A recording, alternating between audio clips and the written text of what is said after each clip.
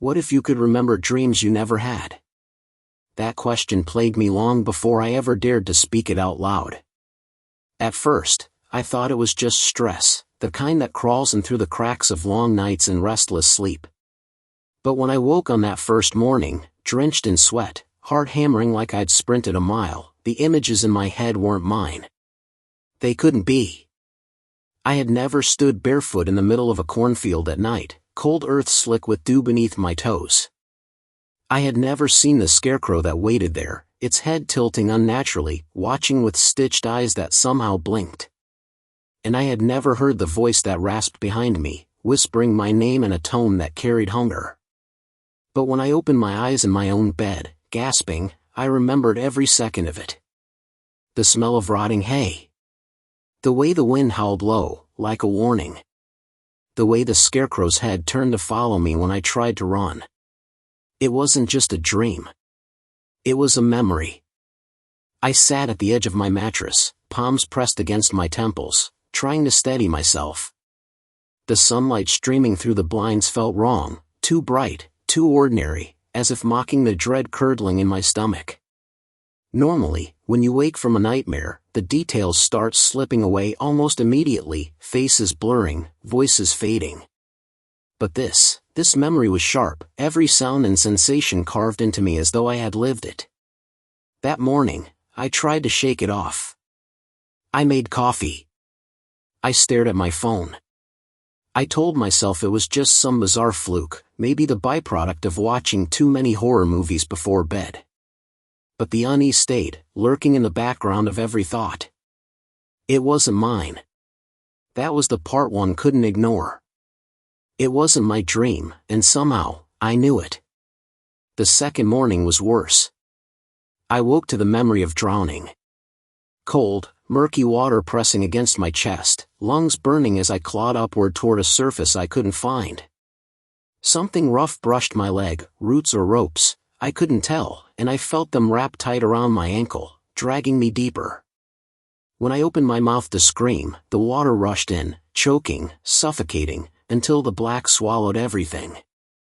I shot up in bed, coughing, gagging on nothing, my throat raw from the phantom sensation of water. The terror was fresh, raw, and so real I stumbled to the bathroom sink and ran the tap, just to prove to myself that water still obeyed gravity, still flowed the way it should. But the mirror didn't comfort me. My reflection looked pale, hollow, like someone had drained the life from me during the night. I leaned closer, gripping the sink, whispering to myself like a lunatic. It's not your dream. It's not your dream. And then the knock came. 3 slow raps at the door, heavy enough to shake the wood. I froze. Nobody visited me at that hour. My neighbors barely acknowledged me on a good day, and I hadn't ordered anything. The knock came again, louder, deliberate. I crept to the peephole, holding my breath. The hallway outside was empty. Still, taped to the doorframe, fluttering slightly in the draft of the building's air system, was a small piece of paper. My stomach twisted as I peeled it free and unfolded it. Inside was a single word. Remember. No name. No explanation. Just that word, written in looping, elegant handwriting I didn't recognize. That night, I couldn't sleep. I lay in the dark, staring at the ceiling, the note clutched in my fist like a warning. Every creak of the building, every groan of the pipes, set my nerves on edge.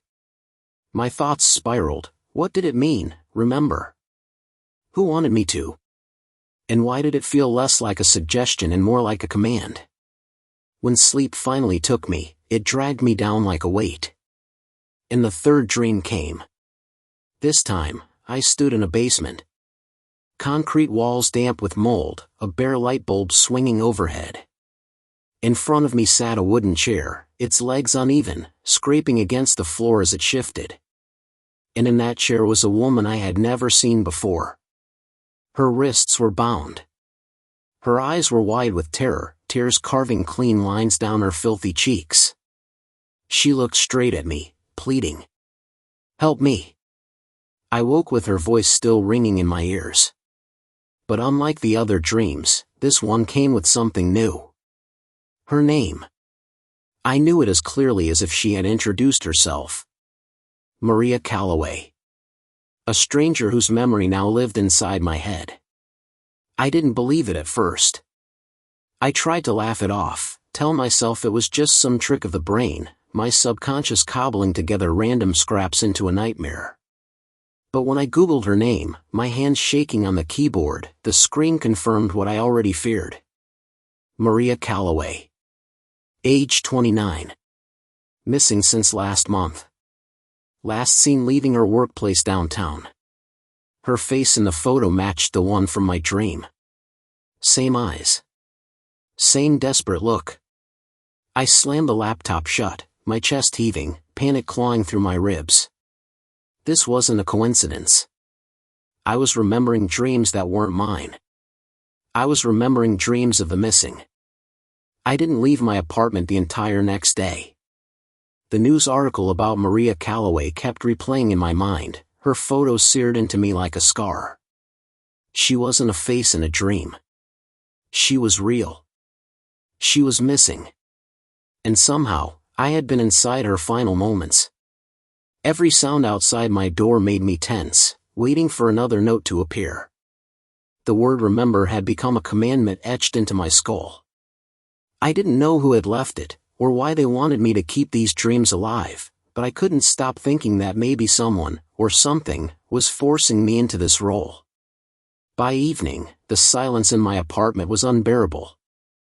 I had tried the TV, music, even scrolling endlessly on my phone, but none of it dulled the feeling that I was being watched.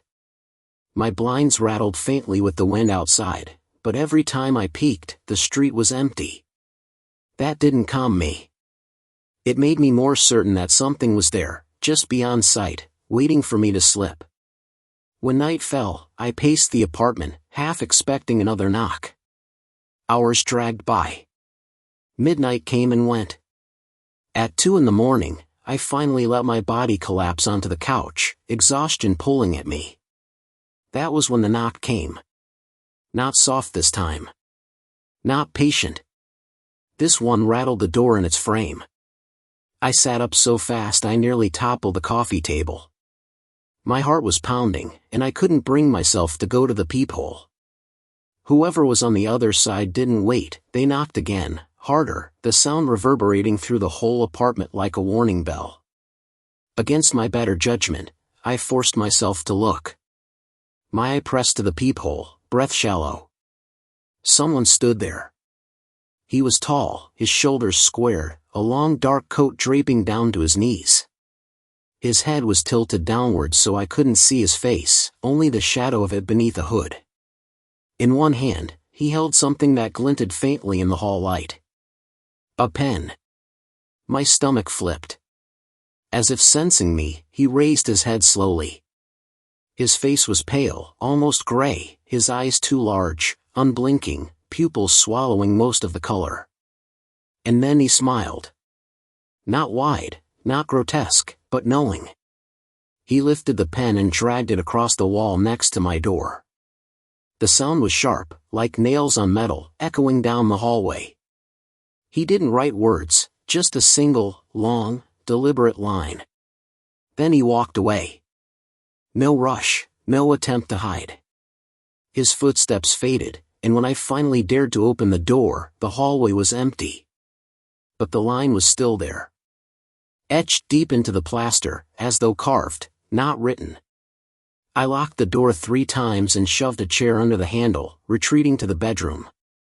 Sleep should have been impossible, but eventually the weight of dread crushed me into unconsciousness.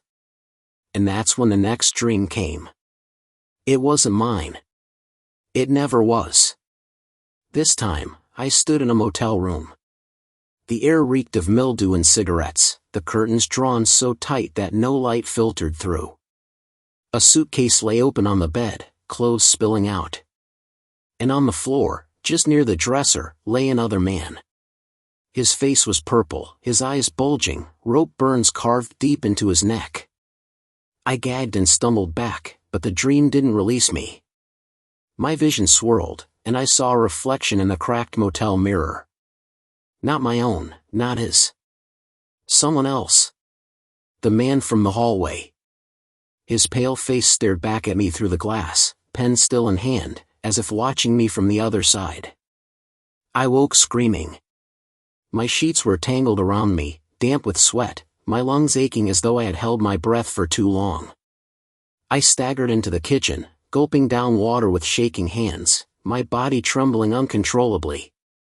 The clock read 5:14 a.m. I didn't want to check the news. I didn't want another name or another missing person to confirm what I already feared. But dread drove me. I typed into the search bar with clumsy, trembling fingers, "motel strangled missing." And there it was. David Harker. 34, last seen checking into a roadside motel on the edge of town. Now missing. Foul play suspected. The photo of him alive looked nothing like the corpse I had just seen, but the name, the place, the timing, it was him. I slammed the laptop shut again, my heart ricocheting in my chest. It wasn't random. It wasn't coincidence. Whoever that man in the hallway was, he wasn't just watching me. He was showing me. He was feeding me the dreams of the forgotten. And now, I knew too much. Because when I went to the door the next morning, there was no note taped to it. There was a new line carved into the wall. This one spelled out a word. Collector. I stared at the word carved into the wall until my eyes burned. Collector.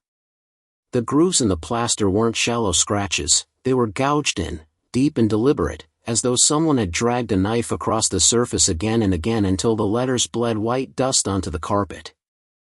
I ran my fingers over it and recoiled. The cuts were sharp enough to draw blood.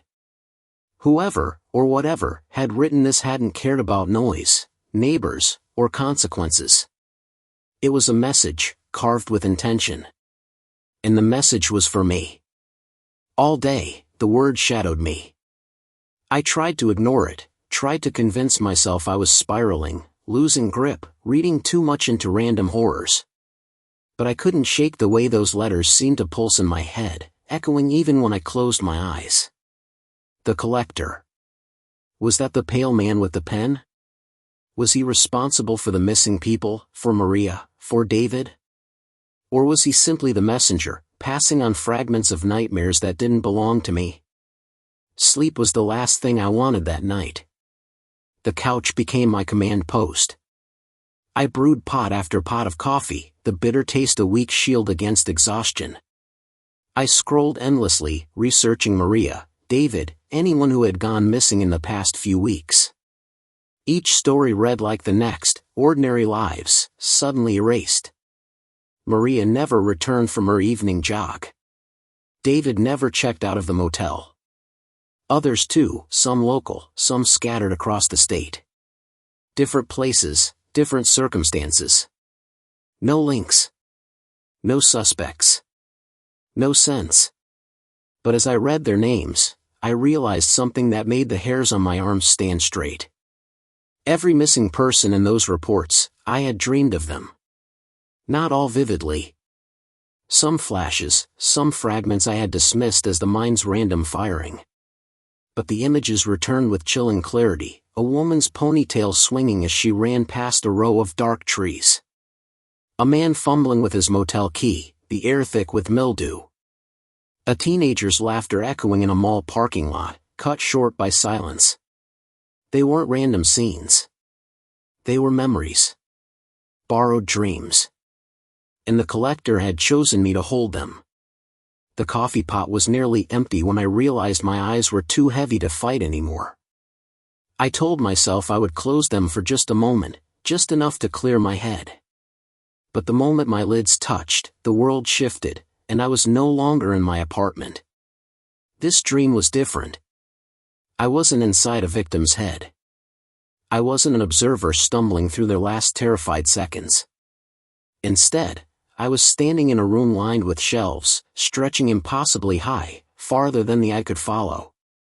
Books upon books, thousands of them, spines marked with names. Some were pristine, bound in leather. Others were cracked, torn, their pages spilling out like entrails. The air reeked of paper rot and dust, thick and suffocating. I stepped closer, and my stomach lurched. Every spine bore a name. Names I knew. Names I didn't. But all of them shared one thing: they were people reported missing. At the end of the aisle stood a desk. Behind it sat the pale man in the coat. The collector. He didn't look up as I approached. His pen scratched across a blank book, the sound sharp as claws against stone. I forced myself to move closer, each step heavy, as though the floor wanted to trap me. Finally, I saw what he was writing. It wasn't random symbols. It was words. It was my name. The book in front of him wasn't blank after all. It was filled with lines of text, moments from my life, things no one could have known but me: my childhood home with the green shutters, the scar above my knee from a bicycle crash, the sound of my mother's voice the last time she called before she died. My story, written line by line, my entire life reduced to sentences in someone else's hand. I screamed at him, words, curses, demands, but he didn't flinch. He only paused, lifted his head, and met my eyes. "You're almost finished," he said, voice low, steady, and cold enough to freeze bone. "But not yet." He flipped the page and wrote something new.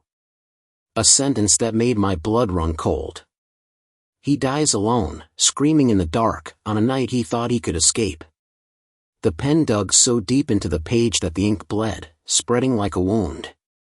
I tried to lunge forward, to rip the book from his hands, but my body wouldn't obey. I was stuck in place, paralyzed, forced to watch as he closed the book with deliberate care, then slid it onto a shelf beside the others. The sound it made, a soft thud, echoed through the endless rows, final and absolute. When I woke, I was on the floor of my apartment. My head throbbed, my throat raw from screaming. But the terror hadn't ended with the dream. Because beside me on the carpet was a book. Real. Solid. Heavy. Its spine was blank, but when I opened it, the pages inside weren't empty. They were filled with my handwriting. Pages and pages of my life, written exactly as I had just seen in the dream. And the last page contained the same sentence the collector had written. "He dies alone, screaming in the dark, on a night he thought he could escape." I slammed the book shut, bile rising in my throat. I wanted to throw it away, burn it, tear it apart, anything to erase it. But as I stared at it lying there on the floor, I realized something even worse. The book wasn't complete. There were dozens of blank pages left at the end. Waiting. The book sat on my coffee table like a cancer, its spine turned toward me as though it were watching, waiting. Every time I glanced away, my eyes were dragged back to it. I didn't want to touch it, didn't want to know what else was inside, but the weight of it pulled at me like gravity. I told myself it wasn't real, that it was a hallucination born from exhaustion and stress. But the ink stains on my fingertips from where I had flipped its pages said otherwise. I tried leaving my apartment. Fresh air, I thought. A walk, a diner coffee, anything to shake the suffocating tension. But when I locked the door behind me and turned to head down the hall, I froze. At the end of the corridor, leaning against the wall beneath the flickering exit sign, was a man. Pale coat. Black hat. Still as a corpse. I blinked, and he was gone. My knees went weak. I gripped the stair rail to keep from collapsing. Rationality fought to take hold, whispering that I was imagining things, that stress was painting shadows into people. But the air he left behind was thick, charged, as though the very building itself was aware of him. I stumbled outside, pulling in deep gulps of night air, and for a moment I thought I had escaped it. The street was quiet, empty but for a few scattered cars. I forced myself to keep walking. But the dream had followed me. Every reflective surface I passed, the glossy windows of parked cars, the sheen of rainwater on the sidewalk, even the glass front of the closed convenience store, showed him there, standing just behind me. Sometimes close enough to touch, sometimes in the distance, always still, always watching. And every time I spun around, the space behind me was empty. I broke into a run. My sneakers slapped against the pavement, breath ragged, heart pounding. I didn't care where I was going, only that I had to move, had to put distance between myself and the reflections. The city blurred around me, streetlights, neon signs, the faint hum of traffic far away, but it all seemed muted, dreamlike, wrong. When I finally stopped, gasping for air, I found myself standing in front of the library. Not the university library. Not the one from my waking life. The other one. Its windows gaped black, though no light came from inside. Its massive doors loomed as though they had been waiting for me all along. My skin crawled. I hadn't chosen to come here. My legs had carried me without permission, as if something inside me had been guided. And worse, I could smell it. That same dry, rotting paper smell from my dream. I backed away, shaking my head, whispering to myself, no, no, no. But the street behind me stretched impossibly long, a tunnel of darkness that seemed to expand farther the more I looked. The library was the only thing solid, the only anchor in this warped reality. My phone buzzed in my pocket. I snatched it out like a lifeline. The screen showed a text from an unknown number. Come inside. You're already late. The phone slipped from my hand. It landed screen up on the sidewalk, glowing faintly. When I bent to pick it up, I noticed something that made my chest seize. The phone wasn't showing the time. The battery icon was gone. The date read October 13th, 2093. A century from now. And beneath the text was a single attachment. I hesitated, thumb hovering, then tapped it open. A photo filled the screen. My breath caught. It was me. Dead. My eyes wide, mouth twisted in an eternal scream, blood trickling from my ears. And scrawled across my chest in black ink was the word, collector. I dropped the phone like it burned me. It hit the ground, the screen spider webbing, but the image didn't fade. Even through shattered glass, my own corpse stared back. That was the breaking point. I bolted. I didn't care where, didn't care how far. My lungs screamed for air, my legs threatening collapse, but I didn't stop until I burst into the first open diner I could find. Warmth. Light. People. A television playing some late-night rerun.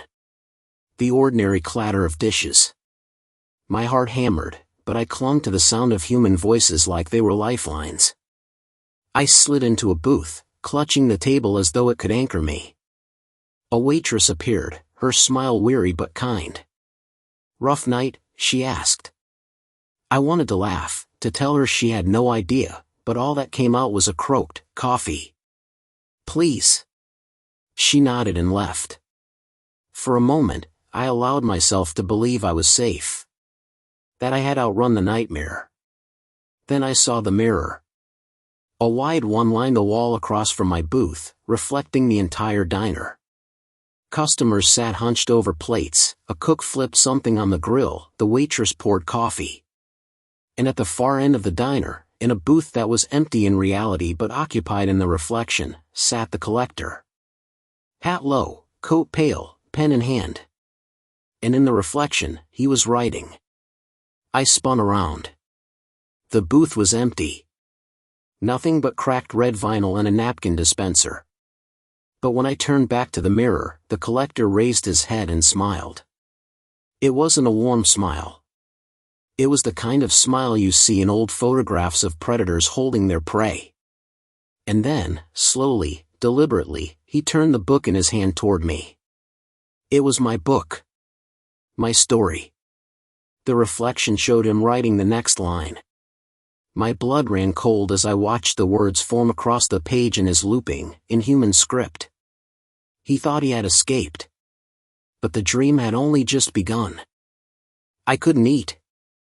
The plate of food the waitress brought me sat untouched, steam curling into the air before fading into nothingness, just like every attempt I made to convince myself this was all in my head.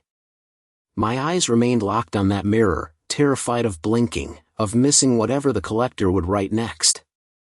But when the waitress returned to refill my coffee, the reflection was empty again. No pale coat, no dark hat, no cursed book. Just the tired faces of late-night strangers sipping caffeine and chewing their meals, oblivious to the fact that the man across from them was teetering on the edge of madness. I forced myself out of the booth, slapped some bills on the table, and stumbled into the night. The air felt colder, sharper, as if I had stepped into some version of the world where the edges were fraying. My phone buzzed again, this time vibrating so violently I thought it might break apart. When I picked it up, the cracked screen glowed with a single line. "Check the book." My stomach sank. I didn't want to. I swore I wouldn't. But my hand slipped into my backpack almost on its own, fingers brushing against the thick, heavy spine. When I pulled it free, the weight seemed doubled, as though it had been feeding on me, fattening itself in secret. I hesitated, then opened it to the first of the blank pages I had seen earlier. My heart stopped. They weren't blank anymore. Line after line of new sentences filled the once empty space, written in my handwriting but describing things I hadn't done. He left the diner in a panic, clutching the book as though it might save him. He turned left at the corner, even though his body begged him to run right. He did not know the collector was already waiting. I froze mid-step. Left at the corner. My pulse thundered. Slowly, mechanically, I lifted my head. I was standing at a fork in the road, left toward a shadowed street, right toward the brighter glow of downtown. My legs trembled as though awaiting orders. This wasn't just a record of my life anymore. It was a map. A prophecy. And worse, it was deciding for me. I screamed, an ugly, ragged sound, and hurled the book into the nearest trash bin. I didn't wait to watch it sink beneath greasy wrappers and half-eaten scraps. I just ran, bolting down the right-hand street toward the noise and light and any scrap of normalcy left. My breath tore at my throat, my chest a furnace of pain, but I didn't stop until I reached the safety of a crowded block with bars spilling drunks onto the sidewalk. I told myself it was gone. That if I left it behind, if I forced myself not to think about it, the nightmare would lose its grip. But deep down, in the marrow of my bones, I already knew the truth. The collector didn't give things back. When I reached my apartment, the trash bin bookless hours later, the lie collapsed. Because the book was already waiting for me. It sat on the kitchen table, open to the same page where I'd left it. My handwriting, scrawled across the parchment, described exactly what had just happened: the rage, the trash bin, the sprint through downtown. Each detail perfect, mercilessly precise, right down to the sweat dripping down my cheek as I read the words. And then, beneath the last sentence, a new line unfurled across the page as I watched. The ink bled in real time, curling into letters without any hand to guide it. He opened the door to his apartment, certain he was alone. The pen strokes formed as though invisible fingers were pressing into the page. My skin went cold. The apartment was silent, still, but the words told me otherwise. I turned, slow and deliberate, every nerve screaming. The pale man was standing in the doorway to my bedroom. No sound of hinges, no footsteps, no breath. He was simply there, hat low over his face, one gloved hand holding his pen. His presence swallowed the air, pressing against my chest until I could barely breathe. I stumbled back, knocking over a chair. "What do you want from me?" I managed, voice strangled. The collector didn't answer. He only lifted the book from the table. My book. My story. He opened it to the newest page, tapped the words with the end of his pen, then looked up at me with a smile that froze the blood in my veins. "You already know," he whispered. And then, just as suddenly as he appeared, he was gone. No sound, no flash, just absence. But the book remained open. And as I stared at the page, new words began to form, slowly at first, then faster, the sentences unfurling like veins across the paper. He thought he was safe for the night. He was wrong. I slammed the book shut and shoved it into a drawer, but it was useless. I could still hear the pen scratching, faint but constant, from inside the wood. It didn't need my eyes anymore. It was writing regardless. That night, I didn't sleep. I couldn't. The sound of the invisible pen filled the apartment until it was louder than my heartbeat, louder than my thoughts, louder than anything. And when I finally snapped and ripped the drawer open, the book lay waiting, its pages already black with ink. The last line was still wet, glistening as though freshly carved. He learns tomorrow that stories never end. They only continue without you. Morning light didn't bring comfort. It never does when the world you wake to feels like an extension of your nightmare. My blinds leaked pale gray sunlight, thin and cold, barely cutting through the heaviness of my apartment. The book lay shut on the counter, silent now, but I didn't trust it. It reminded me of a sleeping animal, still, but ready to lunge the moment my guard slipped. I hadn't slept. Not really. My eyes closed only in fragments, snatches of seconds, each one chased by the scratching of an unseen pen and the echo of the collector's smile. Coffee did little to clear the fog from my brain. My body ached with exhaustion, my head heavy, but adrenaline kept me upright. I needed answers. If the collector was real, if he was taking people and writing their lives into his books, then someone, somewhere, must have seen him too. I couldn't be the only one marked. So I left the apartment and walked straight to the university library, the real one, buzzing with students cramming for midterms. It was the last place I'd seen Maria. Maybe someone there had noticed her before she disappeared. Maybe someone had noticed me. The building smelled of old paper and floor polish, familiar and comforting, but it didn't erase the sense of being watched. Every aisle of bookshelves felt like a corridor narrowing behind me. I went to the back, where the stacks thin and study carrels sat in silence. A row of computer terminals hummed against the wall. I sat down, opened a browser, and started digging. Collector of Forgotten Dreams, I typed first. Nothing. Just vague blog posts about dream interpretation, symbolic nonsense. I tried different combinations: dream thief, pale man in dreams, missing people dreams. Each search gave me scraps, urban legends, conspiracy threads, horror forums filled with half-believers and trolls. But then I found it. A post buried on an old message board, time-stamped almost 15 years ago. The title, "Anyone else seen the man with the book?" My chest tightened as I clicked. The post was short, rambling, full of typos, but the details were unmistakable. He comes when you sleep. He takes what you dream. Sometimes he puts it back, but it's never yours anymore. He's writing us all down. Don't let him finish your book. If he does, you won't wake up. Replies trickled below it. Most were jokes. Some mocked the original poster. But a handful of responses stood out, serious, frightened, written in the same fevered tone. Yes. He came to me too. Always in the mirror. My cousin disappeared after telling me about him. Her diary had the same words scratched in the back: collector. You can't stop him. He chooses. Once he starts your book, it's too late. The last reply was dated only 6 months ago. I still see him. If anyone else here is marked, meet me. 214 Wadsworth, apartment 3. We're stronger together. I copied the address into my notes, heart racing. Someone else. Someone alive, who had seen what I'd seen. When I shut the computer down, I caught movement in the reflection of the monitor. Not my own. A flash of pale fabric. My stomach dropped. I spun in the chair, heart pounding, but the aisle behind me was empty. Only a student with headphones shuffling past, lost in their own world. Still, the reflection had been too clear to dismiss.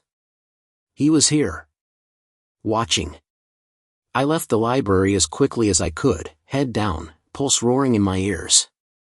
The city outside felt sharper than usual, colors too bright, sounds too loud, every passerby a potential phantom. I kept one hand in my pocket, fingers wrapped around my phone like it was a weapon, even though I knew it wouldn't protect me. Wadsworth Street was a half-hour walk. I made it in 20, practically jogging, nerves pushing me faster. The building at 214 was old brick, windows barred, the kind of place where tenants disappeared without anyone asking questions. My gut twisted as I climbed the stairs. Apartment 3 was at the end of a dim hallway, the numbers scratched into the wood of the door. I knocked. For a long moment, silence. Then, footsteps. Slow, hesitant. A chain rattled. The door cracked open, and a single eye peered through.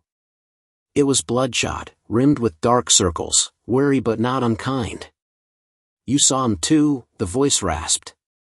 "Yes," I said, voice hoarse. "The collector." The door opened wider. A man stood there, maybe late 30s, hair unkempt, skin sallow. His apartment was dark, blinds drawn, books and papers stacked high on every surface. He stepped aside, motioning me in. I hesitated, then entered. The air inside smelled of dust, coffee, and something sour.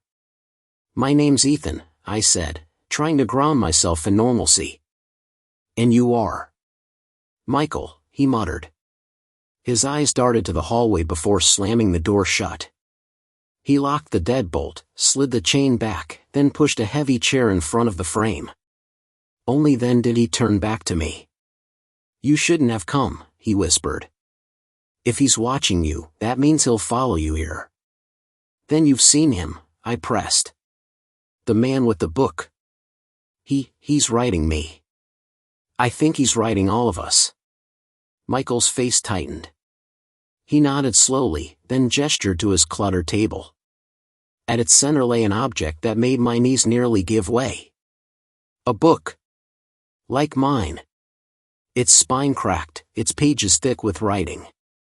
Michael tapped the cover with a trembling hand. "He gave me this 20 years ago," he said. "And he hasn't stopped writing since." The book on Michael's table seemed to radiate a presence of its own, as though the air bent and trembled around it. It wasn't just ink on paper.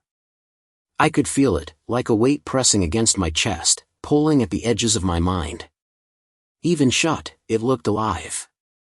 My breath caught when I noticed the faintest motion, a twitch in the pages, as if something beneath the cover had shifted ever so slightly. Michael pulled a chair closer to the table and sat heavily, his body bent like a man who'd been carrying something unbearable for decades. His eyes never left the book, though his fingers hovered above it as though afraid to touch. "You said he's writing you," he asked at last, his voice low and rough, the words tasting like gravel. I nodded, throat tight. "Every night. New dreams. Not mine. People disappearing after I see them in the book." And I hesitated, but forced the words out. He knows I'm watching." Michael's lips twitched, almost a smile but not quite. "That's how it starts."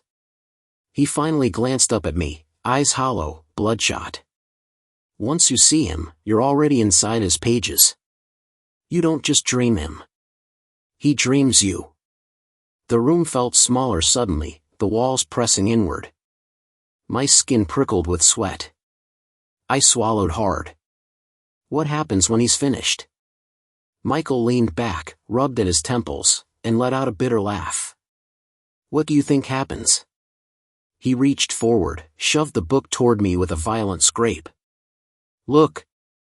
I didn't want to. Everything inside me screamed not to open it. But my hand disobeyed, trembling as my fingers touched the brittle cover. The texture was strange, too soft, too warm. Almost like skin. I swallowed bile and cracked it open. The handwriting was jagged, obsessive, sprawling across each page with no punctuation, no paragraphs, just endless streams of words. But they weren't random. They were lives. Names. Birthdays. Small details. The kind of ordinary fragments you'd expect in a diary, but always ending in darkness. I skimmed, feeling nausea build. Thomas Green, walked to work on 5th, heard footsteps following, never made it home. Rebecca Lynn, dreamed of drowning, woke up screaming, water in her lungs by morning. Daniel Cross, saw the pale man 3 nights, vanished on the 4th. Each story ended abruptly.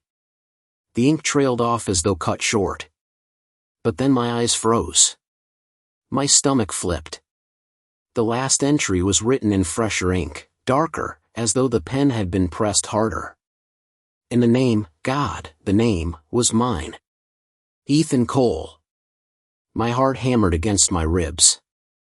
The words beneath my name blurred as my eyes darted across them, my childhood, my favorite books, my father's death, things I hadn't told anyone in years.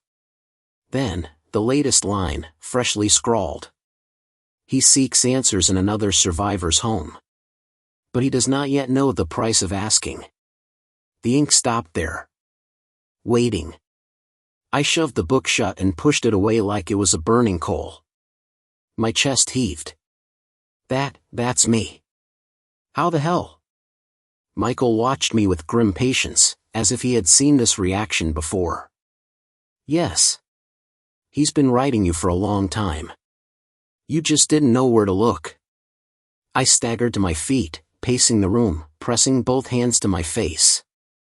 My thoughts were racing, fragments colliding in panic. This doesn't make sense. How can it already be written if I haven't done it yet? Michael's eyes narrowed. Because he writes first. We live it after. That's the trap. We think we're making choices, but all we're doing is following lines on a page. His page. I stopped cold. The idea struck like a blade. I hadn't chosen to come here. The book had written that I would. I was just filling in the words. Michael stood, moving slowly, deliberately, as though he feared making noise might summon the collector himself.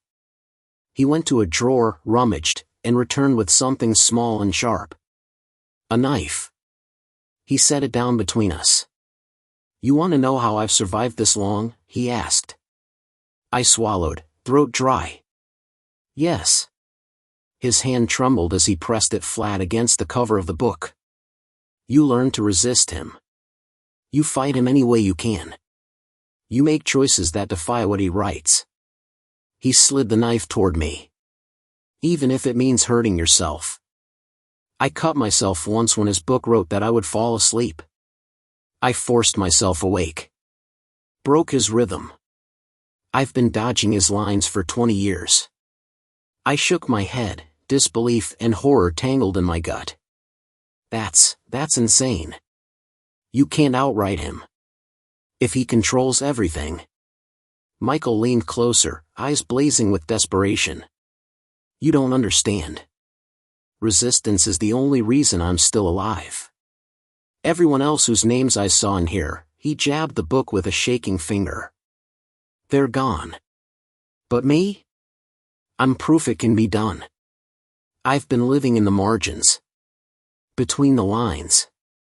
He hates it. The room was deathly quiet. I could hear my pulse in my ears. The idea of stabbing myself to escape a written fate made bile rise in my throat, but another part of me, the part that had felt the collector's breath at the edge of my dreams, whispered that maybe Michael was right. Then, suddenly, every light in the apartment flickered. Once. Twice. Then steadied. The air grew colder.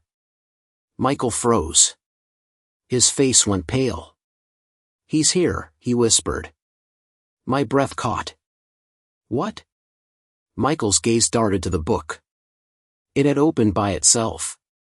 Pages flipping in a blur until it stopped on one, an entry still being written, black ink scrawling across the page in real time. My stomach dropped as I read the words forming. The survivor tells too much.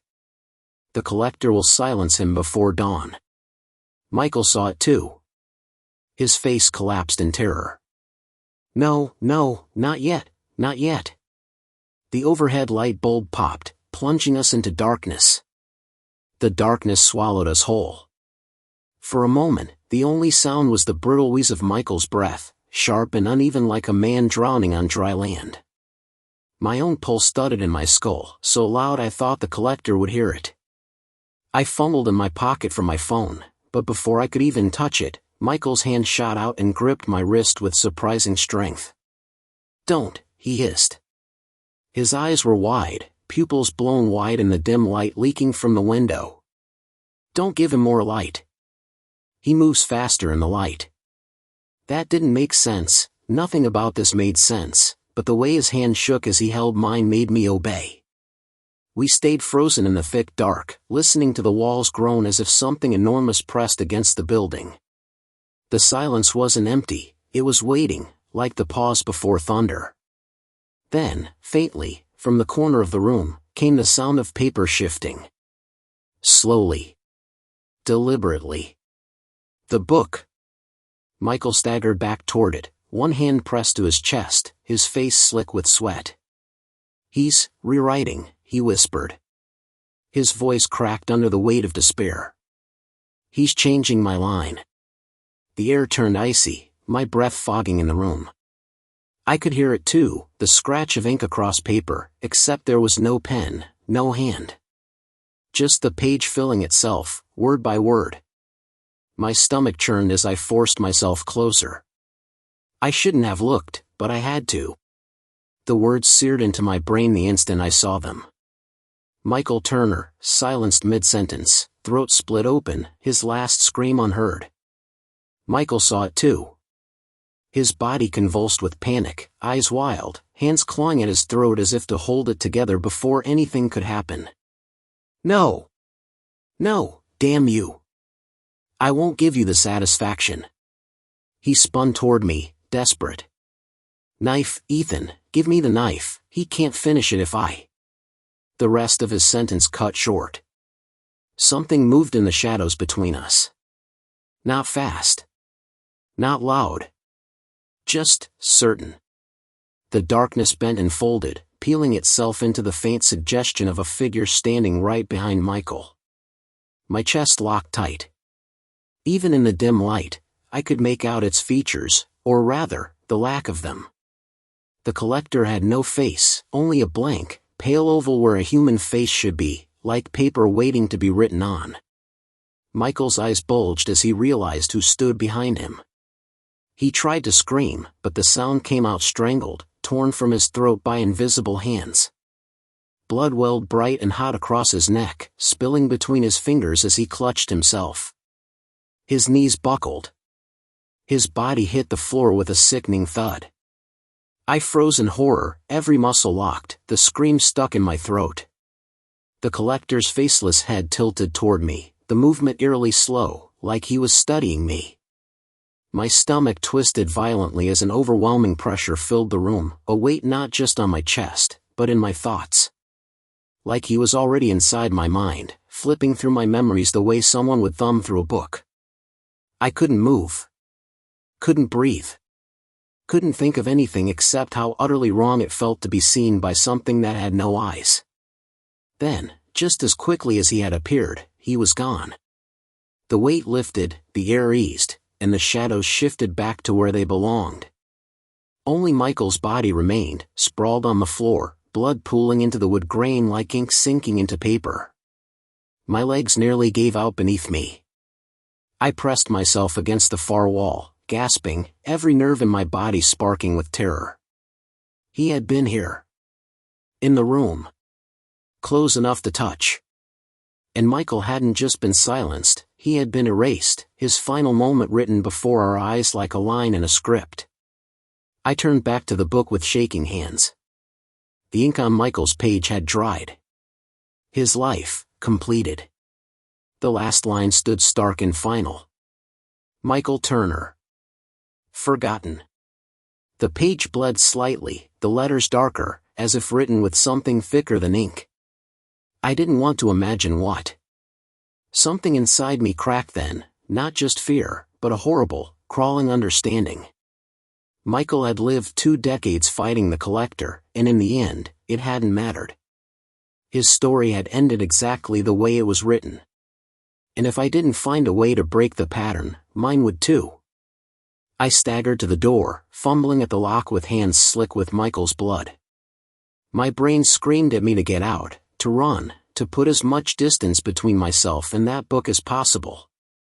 But when the lock finally clicked and I yanked the door open, my breath died in my lungs.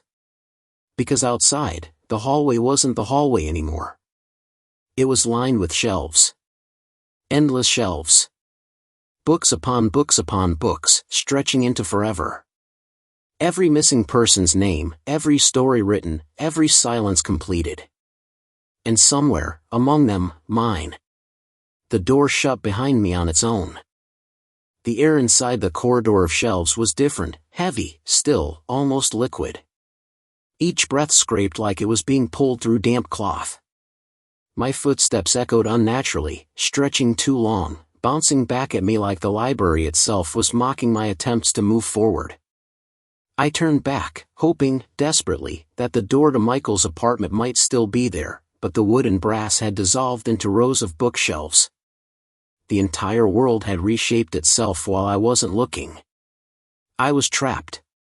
The shelves towered above me, stretching higher than any human hand could reach, their spines forming endless grids of muted color, brown, gray, black, every book worn thin with use.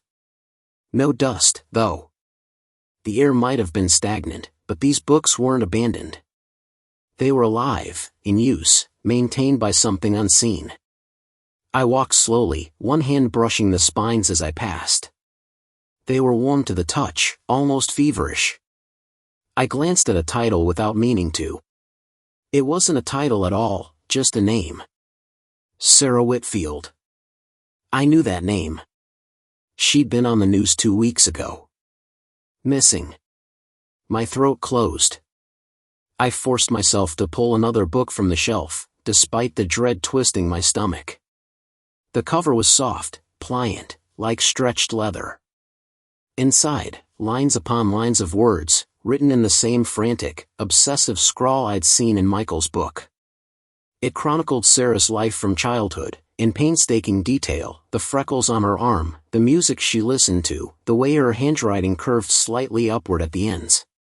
Then it shifted.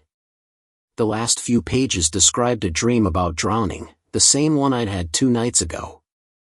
And then the words stopped. Blank pages stretched beyond it, as though waiting for the rest of her story to be filled in. A shiver raked my spine. I shoved the book back in place, my hands trembling. Every missing person wasn't missing. They were here. Captured, recorded, bound to these shelves. And I was next. I quickened my pace, weaving deeper into the endless stacks. I didn't know where I was going, there was no path, no end in sight, but every instinct screamed that standing still would let him find me faster. The collector had written Michael's end right in front of us. He could be writing mine right now. The silence was suffocating. My footsteps seemed too loud, like an announcement of my presence. I forced myself to move softer, slower, pressing my back to the shelves as though blending into them could hide me. That's when I heard it. A whisper. At first, I thought it was only the scrape of my breath echoing back wrong. But no, the sound was different. It was coming from between the shelves, soft, insistent, almost pleading. My heart lodged in my throat. I inched closer, peering through the thin gaps in the books. A face stared back. It wasn't a living face. It was pressed against the inside of a book's page, as though someone had been trapped within, screaming silently from under a sheet of paper. The eyes blinked. The mouth moved. The whisper grew louder, words barely audible, "Help me." I stumbled back, bile rising in my throat. More whispers joined in, a chorus swelling as dozens, No, hundreds of faces surfaced in the spines and pages around me. Eyes rolling, lips moving, voices begging, crying, cursing. The shelves were alive with them, each book not just a story but a prison. I clapped my hands over my ears, but it didn't help. The voices weren't coming from outside, they were inside me, brushing against the edges of my thoughts, trying to pull me in. Turn the page. Find my ending. Write me out. My knees nearly buckled as the cacophony grew unbearable. Then, just as suddenly as it had begun, it stopped. The silence returned, crushing in its finality. And then I heard footsteps. Not mine. Not echoes. Heavy, deliberate, pacing footsteps from somewhere deeper in the stacks. They weren't hurried. Whoever, or whatever, was walking didn't need to run. It knew exactly where I was. The collector. I bolted. My body moved before my brain did, sprinting between the shelves, my lungs screaming with every ragged breath. The rows blurred around me, indistinguishable, endless. I could feel him behind me without seeing him, the same suffocating pressure I'd felt in Michael's apartment pressing closer with each step. I turned a corner and skidded to a halt. A reading table stood in the center of an open space, lit by a single hanging lamp that glowed a faint, sickly yellow. On the table sat one book. Unlike the others, it wasn't cracked or worn. It was new, pristine, its cover gleaming like it had just been bound. And on the spine, written in sharp, black ink, Ethan Cole. My body froze, rooted in place. The sound of footsteps stopped too, as though the collector knew I had found what I was meant to find. My name. My story. My end. The book was waiting for me. I reached out, every fiber of me screaming not to, but the pull was too strong. My fingers brushed the cover, and a jolt of ice ran through my body. The lamp above flickered, shadows bending unnaturally across the shelves. The air vibrated with a low, droning hum that made my teeth ache. The book flipped open on its own. The pages turned violently, stopping in the middle, on an unfinished sentence. He runs into the heart of the library, desperate, cornered, until he realizes there is only one way to escape. And the rest of the page was blank. My hands shook so violently I nearly dropped the book.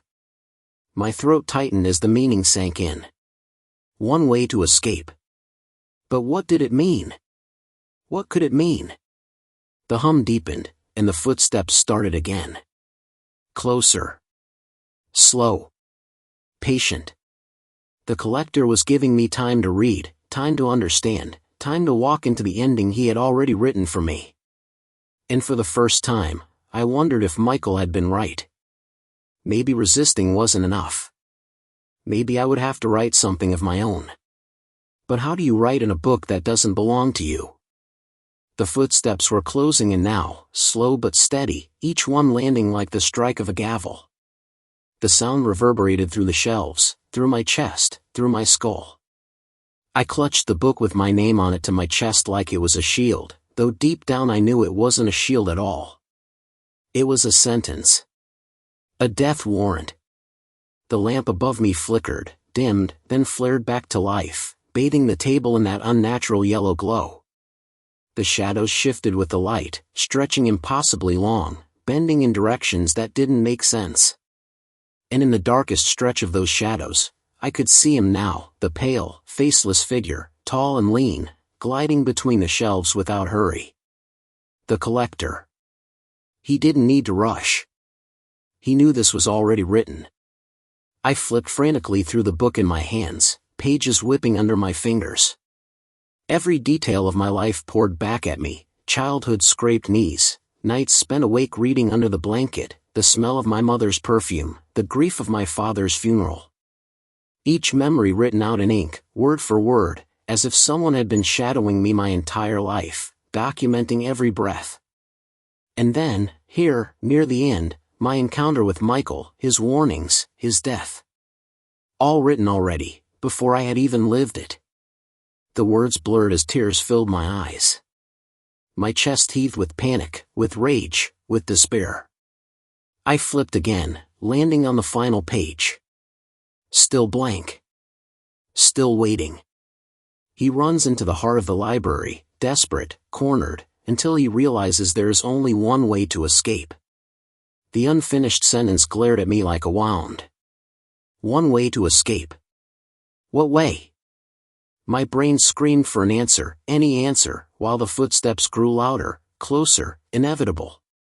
Then, a thought hit me. A desperate, wild thought. If this book could write me, maybe I could write it. I grabbed Michael's knife from my pocket, its blade still stained dark. My hand shook violently as I pressed the tip to the page, scratching, gouging, dragging the letters out in jagged, desperate strokes. He refuses the collector's ending. He writes his own. The book quivered under my hands. The hum in the air shifted to a higher pitch, sharp and furious, rattling the shelves around me. The footsteps faltered for the first time.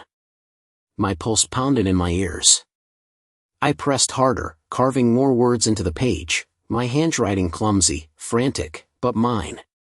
He steps outside the book. He is no longer a story. The lamp overhead shattered with a bang, showering sparks. The entire library groaned like the bones of some colossal beast cracking open.